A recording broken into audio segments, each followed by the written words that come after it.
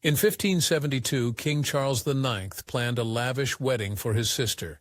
Soon Paris was packed with partygoers, unaware they were walking right into Charles's trap. The king died 2 years later, still mad with guilt over what he'd done. It was a twist of fate that made Charles IX the child king of France, but it was his own horrible decision that caused it all to come tumbling down around him. Becoming a king at the age of 11 would be too much for most young boys. Well, try doing it when there's a raging battle between two religions in your country. All around, young King Charles IX were Protestants who wanted to end his life and self-serving Catholics with some of the worst advice ever. When Charles finally did make a decision, it led to countrywide carnage that would haunt him for the rest of his short life. Charles's Maximilian was born on June 27, 1550, into a very privileged life. Around the same time Charles was born, his older brother Louis suddenly passed. Charles was an infant and couldn't exactly mourn the loss of his brother, but it did affect him in a huge way.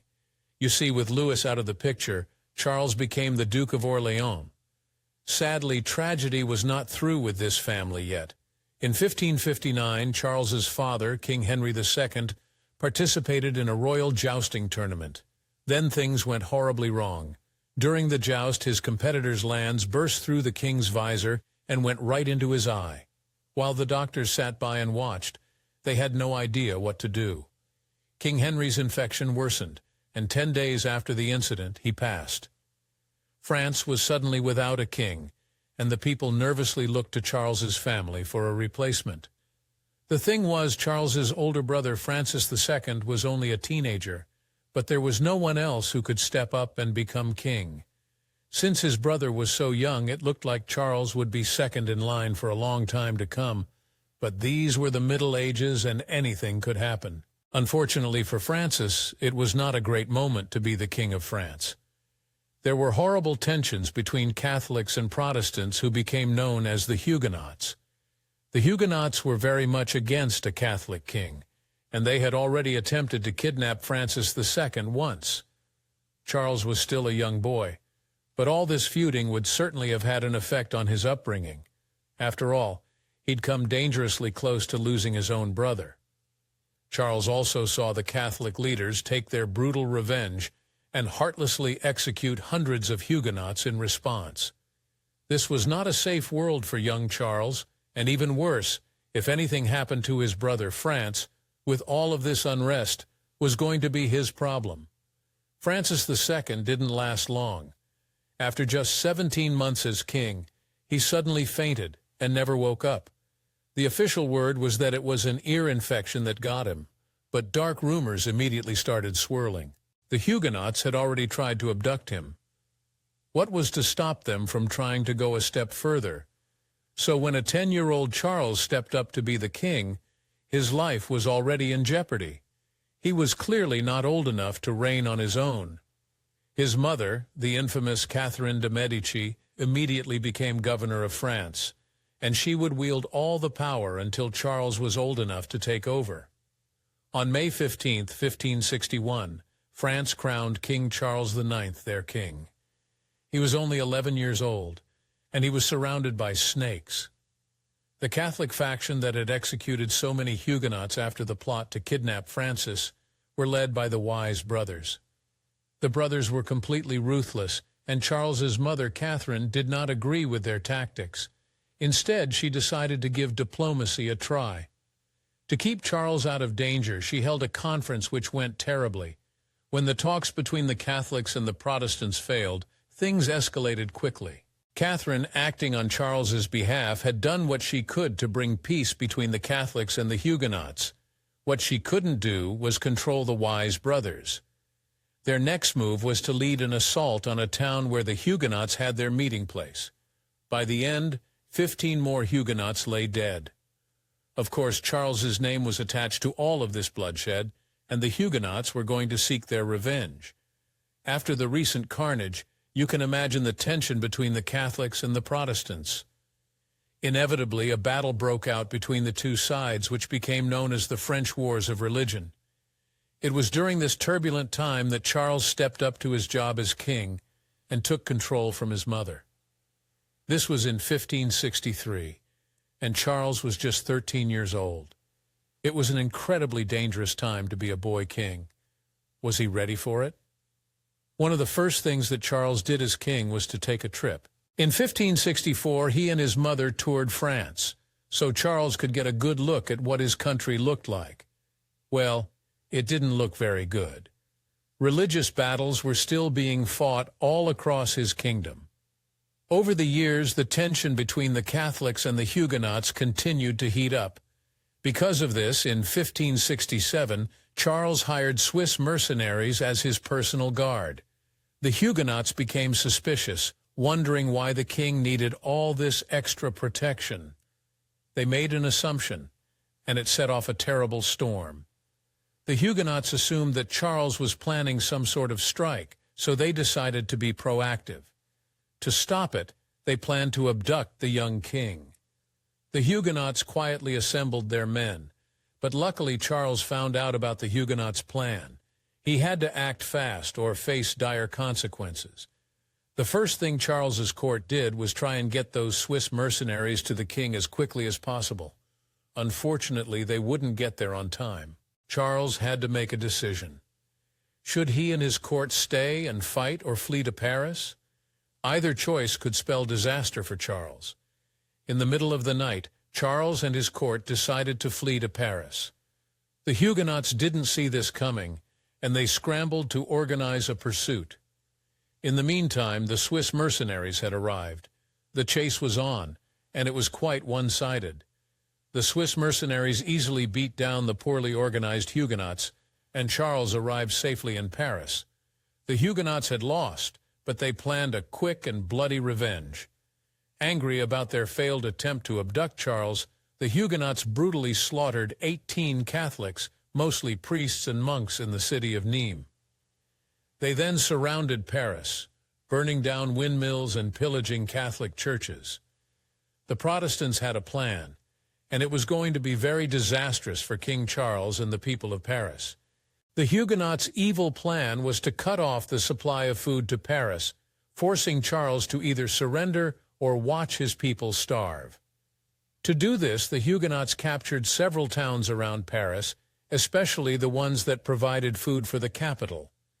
Charles and his people saw that they were in trouble, but this young king had a surprisingly cunning plan. Charles's new tactic was to send in negotiators. Charles sent 3 men to negotiate with the Huguenots, but not everything was as it seemed. You see, Charles was simply buying time. While the men pretended to negotiate, Charles's forces were getting ready. It was going to be a battle royale. The Huguenots soon realized that Charles had tricked them, and the battle began. When the dust had cleared, it was Charles and the Catholics who came out on top. The Huguenots fled to the east, where they would try to regroup. Charles and the Catholics had won the battle, but Charles was not one to hold a grudge. He offered the Huguenots some concessions, but it was all a ruse. Not long after granting the concessions, Charles double-crossed his enemies. The Huguenots were angrier than ever, and the situation seemed to be back to square one. But Charles had more reason to fear the Huguenots than he realized. France had enemies outside its borders too, and suddenly the Huguenots gained support from England, the Dutch Republic, and the Kingdom of Navarre. But don't worry, when France's Catholic neighbors saw this, they got nervous and decided to back France. That included Tuscany, Spain, and even the Pope himself. Unfortunately, one thing that Charles and his kingdom didn't have was a lot of cash. All this fighting cost money, and as Charles's treasury dwindled, he was running out of time. He began peace negotiations once more, and this time it seemed to work. In August of 1570, they signed yet another peace treaty. The hope was that this time it would last. Charles, now a strapping young man of 20, took advantage of the lull in the action to try a little romance. Well, it wasn't actually Charles who was interested in romance, it was his mother. You see, Catherine had a plan. She wanted Charles to marry a Catholic just to keep the Huguenots in their place. Catherine had her eye on Elizabeth of Austria. The big question was whether Elizabeth had an interest in Charles. As it turned out, Elizabeth had a few other offers on the table. Well, lucky for Charles, the other options did not pan out, so Charles and Elizabeth were to be married. The ceremony took place on October 22nd, 1570, in a cathedral in Germany. When the day eventually arrived, there was a glaring omission at the ceremony. Guests at the wedding couldn't help but notice that there was a very important person missing at the altar. There was the blushing bride, but standing next to her was her uncle. Charles was busy with his kingly duties, and so Elizabeth had to marry him by proxy. In fact, Charles and Elizabeth hadn't even met yet. Fate seemed determined to keep them apart. The plan was for Charles and Elizabeth to meet up in France and have a proper wedding with both of them in attendance. On her way to meet Charles, however, Elizabeth experienced some bad weather. The heavy rain had made the roads impassable. Elizabeth could not complete her journey and hatched to stop for now. It seemed like Charles would never meet his new bride. Once Charles knew where Elizabeth was, he devised a little scheme. You see, he didn't want to just meet his wife. He wanted to see her before he met her. Charles's brothers were entertaining Elizabeth, and Charles arrived wearing a clever disguise. He secretly watched as his brothers showed Elizabeth some architecture. It was Charles's first glimpse of his wife, and he had no idea what to expect. The reports of Charles's opinion of Elizabeth were outstanding. He was apparently delighted with the sight of her. Charles happily attended the second wedding on November 26, 1570, and the cash-strapped royal family didn't hold back on the festivities. The couple seemed to be genuinely pleased with each other, but this led to some bizarre behavior. Nowadays, public displays of affection are pretty common, but back in those days, people kept their hands and lips more to themselves. Not Elizabeth. She was still a teenager, and when she had the impulse to give her husband a kiss, she did. Members of the court found this behavior bizarre. On the outside, they looked like the perfect couple, but there was also a dark side to this marriage. Elizabeth's behavior amused Charles, but not enough to make him faithful. You see, Charles already had a mistress. She was Marie Touche, whose name was an anagram for I charm all. Touche understood that Charles's marriage to Elizabeth was just politics, and famously said, "The German girl doesn't scare me." Even though Charles had wed Elizabeth, he was soon back in the arms of Touche. This wasn't the only thing about French life that shocked Charles' wife. Coming from Austria, Charles's bride was a little naive about the hedonistic ways of the French. Charles and his mother decided it would be best if they kept some of the more saucy aspects of court life in France a secret from young Elizabeth.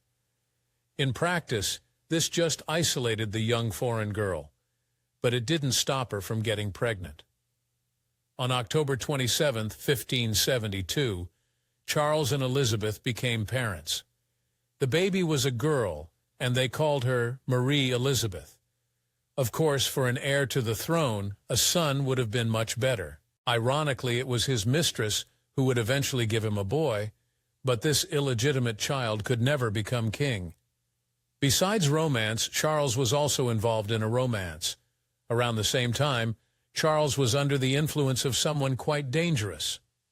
This was Gaspard de Coligny, the leader of the Huguenots. Yes, the very same Huguenots who tried to abduct Charles and the same ones who were violently anti-Catholic. It looked as though Charles was metaphorically sleeping with the enemy. Well, his dear sister was about to do this non-metaphorically. To bring the Catholics and the Protestants even closer together, Charles's sister was about to marry a Huguenot. This was Henry of Navarre, and Charles and his mother Catherine were the ones who organized it. You see, they had a plan. They wanted to end the conflict between the Catholics and the Protestants, and they thought a wedding would do it. Boy, were they wrong about that. When the wedding day arrived, Paris was full of both Catholics and Protestants, and tensions were running high. The actual wedding went off without a hitch, but 4 days after the ceremony, there was an attempt on Coligny's life. No one took responsibility for it, but it certainly cranked up the tension in the city. On August 23rd, Catherine came to Charles to discuss what to do about the Huguenots. Together, they decided to wipe out all of the Protestant leaders between 2 and 3 dozen men. To accomplish this, the mother and son team came up with an evil plan. Charles closed the gates of the city, so while they slept, the Huguenot leaders had become sitting ducks. Charles then sent his Swiss mercenaries out to do their bloody duty, and they successfully snuffed out the Huguenot leaders. Charles's friend Coligny was one of those Huguenots, and he got some very special treatment. The Duke of Guise wanted to be the one to personally end Coligny's life, because Coligny had taken his father's. Then the Duke coldly threw Coligny's body out into the streets. What happened next defied all reason. When the Parisians saw Coligny's lifeless body on the street, they joined in on the mayhem and with pure hatred in their hearts further mutilated Coligny's body. Charles had given his citizens a taste of blood, and they wanted more. Parisians were strict Catholics and filled with pure hatred for the Protestants. When they saw what their king had done, they decided to join in. Every day, citizens began to search everywhere for Protestants, and when they found them, they showed no mercy. Charles had started something brutal, and no one knew how to stop it. Catholic citizens were now acting like animals. The bodies were piling up, and the Catholics started tossing them straight into the sun. This had not been Charles's plan at all. Charles went to make an appeal to Parliament. On his way there, he seemed to forget what he was trying to do. Charles wanted to stop the Parisian citizens from slaughtering the Protestants, but what he said did nothing to stop them. He admitted that he had ordered the annihilation of the Huguenots, and he said he'd done it to protect the royal family.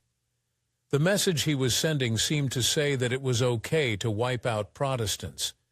Soon the news spread to the rest of France. After his words to Parliament, Charles turned around and sent an order to the governors in the provinces. He unequivocally stated that they should stop the execution of Protestants. Unfortunately, the people in the provinces either didn't receive Charles's message or decided to ignore it. Communications were all messed up, and the Protestants were dropping left, right, and center. Following this gory spectacle, the Huguenot population sharply decreased, and this wasn't just through bloodshed. Some Huguenots, seeing the writing on the wall, decided it would be a good time to convert to Catholicism. The number of actual lives lost is uncertain. The estimates vary from 2,000 to as many as 30,000. Charles saw what his actions had done, and it hit him hard. This bloody event became known as the St. Bartholomew's Day Massacre, and after it, Charles's mental health deteriorated. At some times he would brag about the bloodshed, and at other times he would say he could still hear the screams of the Protestants as his men executed them. Clearly he needed someone else to blame. Well, that someone was very close at hand.